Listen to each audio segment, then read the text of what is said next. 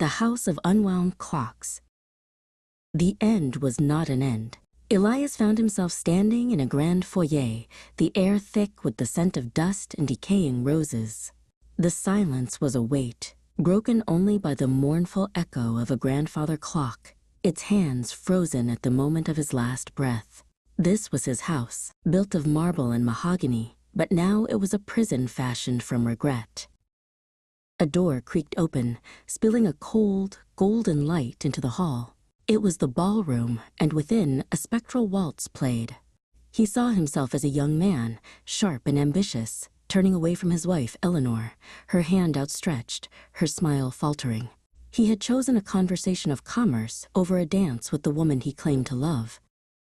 Elias stepped back, but the memory clung to him like a shroud. He watched his younger self laugh with a man whose face was now a mask of betrayal.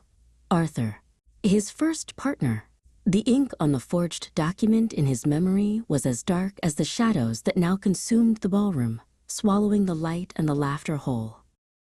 He fled the ballroom, his heart a cold stone in his chest. He ran up the sweeping staircase, the portraits on the walls turning their painted eyes to watch him pass. Their faces were his own, each one older, colder, and more isolated than the last. Each step upward was a descent into a deeper layer of his self-made hell. At the top of the stairs was a nursery, the door slightly ajar. A child's laughter, thin and distant, echoed from within. He pushed the door open to find the room empty, save for a single rocking horse, swaying gently on its own. He remembered the promise to his daughter, Lily, to teach her to ride, a promise broken by a business trip he deemed more important. The memory sharpened. He saw Lily, no older than 5, standing by the window, her small face pressed against the glass, waiting for a father who would not come home. The phantom of the little girl turned to look at him, her eyes not with anger, but with a deep, bottomless disappointment that pierced him more than any blade. The nursery dissolved, its walls melting into the cold stone of a library.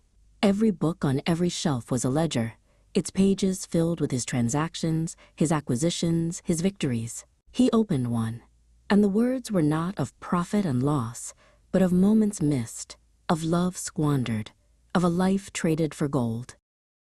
A voice, sharp and cold, cut through the silence. You built this monument to yourself, but you never built a home. He turned to see Lily, a woman now, standing by the fireplace, the embers casting a weak, dying light. It was their last conversation, the final severing of a bond he had left to rust.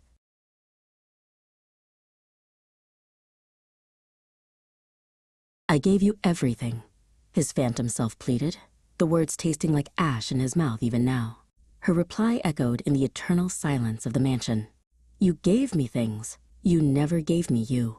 She turned and walked away, fading into the oppressive darkness of the house itself, becoming one with his prison.